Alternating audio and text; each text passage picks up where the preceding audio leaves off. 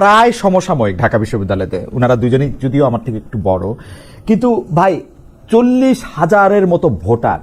আমি কালকে, যদিও মার্কিন যুক্তরাষ্ট্রে রাত ছিল, কিন্তু আমি যতটা রাত পর্যন্ত আমি দেখতে চেষ্টা করতেছিলাম যে অনেক আনন্দ ফুর্তি, প্রায় উৎসবমুখর পরিবেশে ভোট দিয়েছে। দুই একটি জায়গায় হ্যাঁ অভিযোগ পাল্টা অভিযোগের কিছু তো ছিল, কিন্তু সেই অভিযোগ পাল্টা অভিযোগ তো আসলে আমার কাছে মনে হয় যে এই 40,000-এর ভোটটার, তাও আবার সবাই ঢাকা বিশ্ববিদ্যালয়ের ছাত্র, একটুক তো মনে হয় স্বাভাবিকই। মানে মানে আপনি কি মনে করেন না যে এটা মানে আমরা যদ্দূর দেখতে চেয়েছিলাম তার মধ্যেই এটা সবচেয়ে ভালো নির্বাচনই তো মনে আমরা দেখলাম?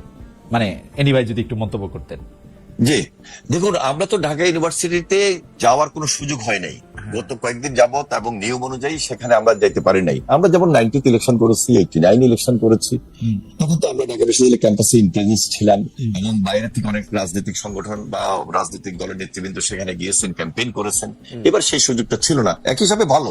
কিন্তু কথা হলো, বিশ্ববিদ্যালয়ের ভিতরে যে কথাগুলো আমরা আজকে শুনেছি, গত কয়েকদিন যাবত শুনেছি, প্রশাসন নিয়ে যে কথাগুলো হচ্ছিল, যে এটা শিবির নির্ভর, এটা জামাত নির্ভর, গুপ্ত সংগঠনের মধ্য থেকে সাধারণ ছাত্রদেরকে প্রভাবিত করে একটা রাজনীতি করার চেষ্টা করা হয়েছিল, এটা আমাদের কাছে পছন্দনীয় ছিল না। কারণ আমরা সবসময় ঢাকা বিশ্ববিদ্যালয় কর্তৃপক্ষের কাছে একটা নিরপেক্ষ অবস্থানে আশা করেছি বা আশা করব প্রত্যাশার জায়গা থেকে। ঢাকা ইউনিভার্সিটি মানে এখানে সবসময় একটা আন্দোলন সংগ্রামের ঐতিহ্য সবকিছুকে আমরা ধারণ করি, তেমনি আমরা ছাত্র রাজনীতির ভাবমূর্তিকে নিয়েই আমরা সবসময় কথা বলেছি, এবং এই প্রজন্মের কাছে তো আমরা সেটাই দেখতে চেয়েছি এবং সেটাই শুনতে চেয়েছি। এই জন্য আমি বলছি যে আজকে অনেকগুলো ছাত্র সংগঠন, শুধু জাতীয়তাবাদী ছাত্রদল নয়, প্রায় বাম ছাত্র সংগঠন, বৈষম্য বিরোধী ছাত্র আন্দোলন বা যারা স্বতন্ত্র ইলেকশন করেছেন, অনেকেই বলেছেন যে এই অনিয়ম, এই অভিযোগ এবং একটা স্মুথ নির্বাচন যেটা প্রত্যাশা অনুযায়ী ছিল, সেটা কিন্তু একদিকে মিডিয়া মহবত তৈরি করা হয়েছে, আর একটা প্রশাসনের ক্ষেত্রে অনেকটা অসহযোগিতা আমরা পেয়েছি। সুতরাং 40,000 স্টুডেন্টের মধ্যে একটা পার্সেন্টেজ প্রায় 80+ যেটা হয়েছে, সেটা সম্পর্কে আমি ব্যক্তিগতভাবে আগে থেকে জানতাম যে হয়তোবা জুলাইয়ের পর একটা ব্যাপক উপস্থিতি সেখানে থাকবে, কিন্তু আমাদেরকে প্রতিনিয়ত সাড়া দিয়েছে, প্রতিনিয়ত আমাদের মধ্যে দাগ কেটেছে যে এই অনিয়মের কথা কেন আসবে, এই অভিযোগ কেন আসবে, আমার মনে হয় নির্বাচন কেন হবে না। আমার মনে অনিয়মের কথা বলছেন পরিষ্কার করে এনি ভাই। আমরা একটু সাকিবের কাছ থেকে শুনি যে সাকিব, আপনি নির্বাচন কেমন দেখলেন? আসলে ফল যাই হোক তা সবার মেনে নেওয়া উচিত কিনা? আপনার কাছে আমি একটু এক্সটেন্ডেড প্রশ্ন করতে চাই যে এই ফল জাতীয় নির্বাচনে বা জাতীয় রাজনীতিতে বড় কোনো প্রভাব রাখবে কিনা?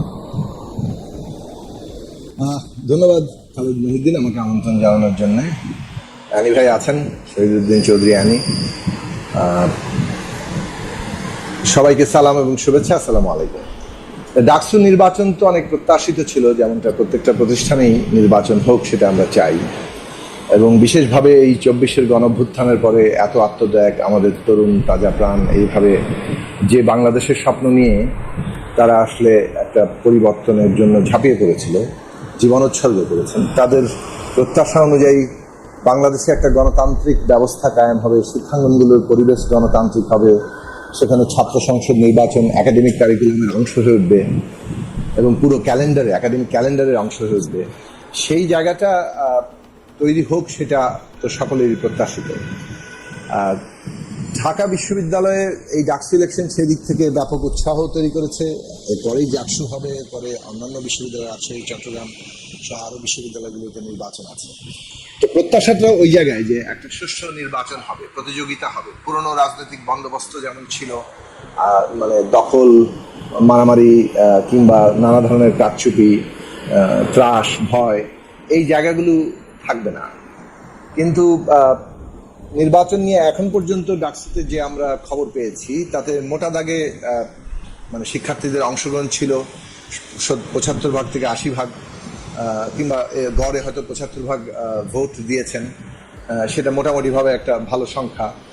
এবং সকাল থেকে যেসব খবর এসেছিল, মোটামুটি শান্তিপূর্ণভাবেই নির্বাচন হচ্ছে, এইটাই খবর ছিল। বেশ কিছু অভিযোগ অবশ্য ইতিমধ্যে এসছে, যে এগুলোতে মানে বেশ বড় ধরনের অনিয়মের কথা শোনা যাচ্ছে অভিযোগ আকারে। আমাদের মনে হয় যে এই বিষয়গুলো খুব সুষ্ঠুভাবে তদন্ত হওয়া দরকার, কেননা কোনো নির্বাচন নিয়ে যদি প্রশ্নবিদ্ধ মানে প্রশ্ন থাকে এবং প্রশ্নবিদ্ধ হয়ে পড়ে একটা নির্বাচন, তাহলে সেটা গণতান্ত্রিক পরিবেশ তৈরি করতে সাহায্য করে না। এবং এই যে ফলাফল মেনে নেওয়ার প্রশ্নটা, সেটাও কিন্তু একটা মানে বাধা তৈরি করে। ফলাফল মেনে নেওয়াটাই খুবই কাঙ্ক্ষিত একটা গণতান্ত্রিক রাজনীতি কিংবা ব্যবস্থার মধ্যে। কেউ জিতবে, কেউ হারবে, জনগণ যাকে কিংবা যারা ভোটার তারা তাদেরকে প্রার্থীকে নির্বাচিত করবেন এবং সেইটাই, এবং ফলাফল সবাই মেনে নিবে। কিন্তু আমাদের বাংলাদেশে যে জিনিসটা ঘটে সেটা হচ্ছে যে নির্বাচন নিয়ে মানুষের আস্থার জায়গাটা পরিপূর্ণভাবে থাকে না। নির্বাচনে নানা ধরনের কারচুপি, প্রভাব, টাকার খেলা, ত্রাসের রাজত্ব, এমনকি এখন যেটা আরো গুরুত্বপূর্ণভাবে সামনে এসছে সোশ্যাল মিডিয়ার নানা ধরনের কারসাজি, নানাভাবে সোশ্যাল মিডিয়ার দ্বারা ম্যানিপুলেশন, সেইগুলোর ফলে যেটা হয় যে মানে আগেভাগেই একটা অসম অবস্থা তৈরি হয়ে যায় এবং সেই কারণে নির্বাচনের পরিবেশ নিয়ে সবার প্রশ্ন থাকে। ঢাকা বিশ্ববিদ্যালয়ে অবশ্য বেশ কিছুদিন ধরেই এই প্রশ্ন ছিল যে প্রশাসন ঠিক নিরপেক্ষ আচরণ করতে পারছে না।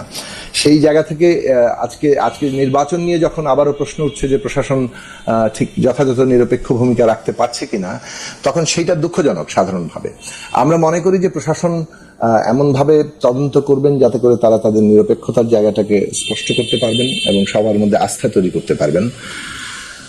শেষ পর্যন্ত এটাই চাইবো যে যারাই জয়লাভ করুক এবং যারা প্রতিদ্বন্দ্বিতা করেছে সকলকে নিয়ে একটা গণতান্ত্রিক পরিবেশ ঢাকা বিশ্ববিদ্যালয়ে চালু হবে। আমি কি দুইটা জিনিস আপনার কাছে একটু ইলাবরেট করতে পারি এই জায়গার মধ্যে? এটা একটু এনি ভাইও যদি পরে দুইটা পয়েন্ট তৈরি করেন। এক হচ্ছে যে আমরা ঢাকা বিশ্ববিদ্যালয়ে শুধু পড়ি নাই, যখন থেকে পড়া শুরু করছি তখন থেকে এখন পর্যন্ত আমাদের একটা সম্পর্ক আছে। এটা ছাত্রের মাধ্যমে হোক, শিক্ষকতার মাধ্যমে হোক, গবেষণার মাধ্যমে হোক, সিলেবাস প্রণয়নে হোক।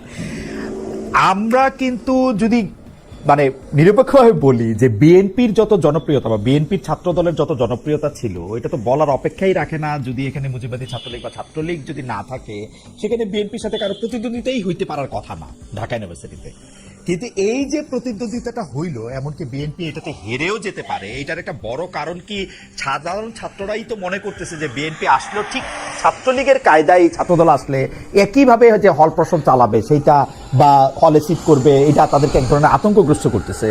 এইটা কি না সোশ্যাল মিডিয়ার কারসাজি আপনি যেটা বলতেছেন?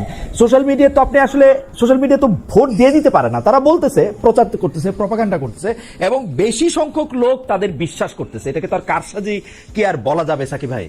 ওরা যেটা বলতেছে যে না বিএনপিকে ভোট দেওয়া উচিত হবে না, শিবিরকে ভোট দিতে হবে, শিবিরকে ক্ষমতায় আনতে হবে, কারণ শিবির ভালো লোক, শিবিরের মধ্যে থেকে তো এটা দেখা যায় না ওটা দেখা যায় না। তো সত্য কথা, মানে আমি যদি ডেভিলস অ্যাডভোকেট হই, সাকিব ভাই যদি একটু মন্তব্য করতেন। এবং ছাত্রদল আসলে আবারও সেই হলের প্রশাসন, গণরুম, সিট দখল, ছাত্রদলের ভিপির বা ছাত্রদলের নেতার হলের মধ্যে সিঁড়ি বেয়ে মোটরসাইকেল দিয়ে উঠে চলে যাওয়া, আমরা নানা ধরনের জিনিস দেখতে পাবো। এরকম মনে হয় কিনা সাকিব ভাই?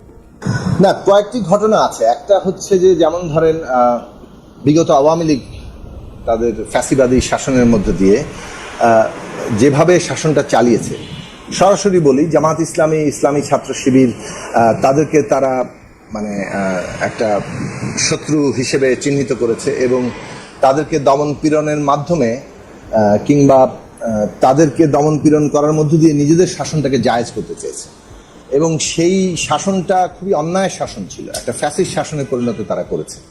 তো একটা ফ্যাসিস্ট শাসনকে জায়েজ করতে গিয়ে তারা জামাত শিবিরকে কাজে লাগিয়েছে কিংবা জামাত শিবিরকে দমনের ব্যাপারটাকে জায়েজ করার একটা বিষয় হিসেবে সামনে এনেছে। এইটা তো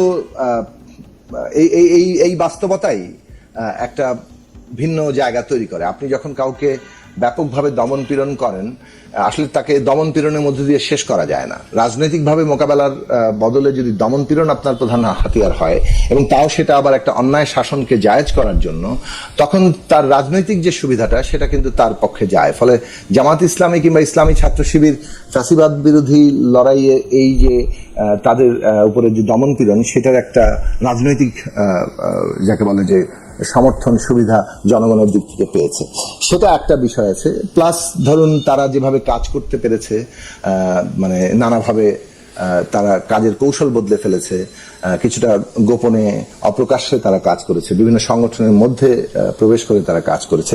সেইগুলো তাদেরকে ছাত্রদের কাছাকাছি থাকার জন্য যে পরিমাণ সময় এবং জায়গা তৈরি করেছে, ঠিক ওই একই বিষয়ে আবার যারা প্রকাশ্যে কাজ করেছে তাদের ক্ষেত্রে সমভাবে ঘটেনি।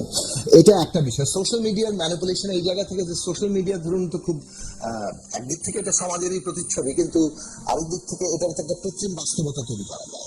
সেই কৃত্রিম বাস্তবতার প্রভাব মানে সাময়িকভাবে হলেও একটা বড় অংশের মধ্যে পড়ে কখনো কখনো, সেই জায়গাটা তো আছেই। এবং এই ক্ষেত্রে যাদের অর্থ আছে, যাদের প্রচুর সোশ্যাল মিডিয়ার ম্যানিপুলেশনের টুলস গুলো আছে, সেটার যে সমস্ত কায়দা কানুন আছে সেগুলো যারা করতে পারে তারা সেটার মধ্যে করেছে। আবার প্রশাসন নিজেও মানে ধরুন অভ্যুত্থানের পরে একটা ঘটনা ঘটেছে, আমরা নানান দিক থেকে দেখেছি যে এইটার প্রশাসনের কথাটা যদি আমরা একটু মানে একটু এই মুহূর্তে একটু আলাদা করে রাখি, কারণ প্রশাসনে আমরা আলাদা করে কথা বলতে চাই। আপনি যদি এই দুইটা বিষয় আপনি আসলে বলে ফেলছেন, এক হচ্ছে যে এই স্বৈরাচার পরবর্তী সময়ে ছাত্র দলগুলোর বাস্তবতা, সেটা মানুষের মনে ছিল, সোশ্যাল মিডিয়ার কারসাজি নিয়ে আপনি বলছেন। আরেকটা জিনিস যদি খালি বলেন, এই তিনটা পয়েন্ট আমরা এনিবের কাছে কথা বলতে পারবো। এইটা হচ্ছে যে এইবারও যে আমরা ইলেকশনের সময় রাজাকার ও মুক্তিযুদ্ধের একটা বয়ান সামনে আসতে দেখলাম, এইটা আসলে ইলেকশনটা যেরকম আমরা চাইছিলাম সেইটার মানে এইটা আমি ঠিক আসছিলাম যে এই তিনটে কথাটা প্রথমে। হ্যাঁ, আমি দুটো বিষয়ের কথা বলতে চাই। প্রথম বিষয় হচ্ছে যে অভ্যুত্থানের পরপরই যেভাবে ধরুন এটা কিছুটা দায় বিএনপিকে নিতে হবে। বিএনপি কিংবা ছাত্রদল কিংবা যে কোনো বিএনপির অঙ্গ সংগঠনের বিরুদ্ধে নানা জায়গাতেই এক ধরনের অভিযোগ উঠেছে যে তারা বিভিন্ন জায়গায় নিজেদের দখলে নিচ্ছে, অথবা একটা চাঁদাবাজির অভিযোগ উঠেছে।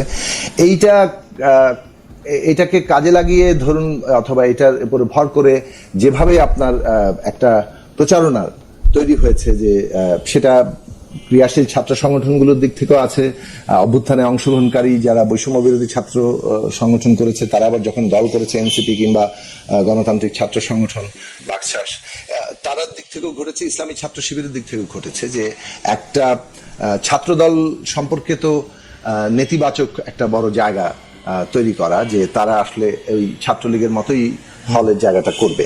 এই বাস্তবতাটা কিন্তু একটা আছে, এবং এটা যেটা বিএনপি এবং ছাত্রদল কিংবা অঙ্গ সংগঠনগুলোর কার্যক্রমের মধ্য দিয়েও কিছুটা অনেক ক্ষেত্রে একটা ভিত্তি পেয়েছে এই প্রচারণার কাজে।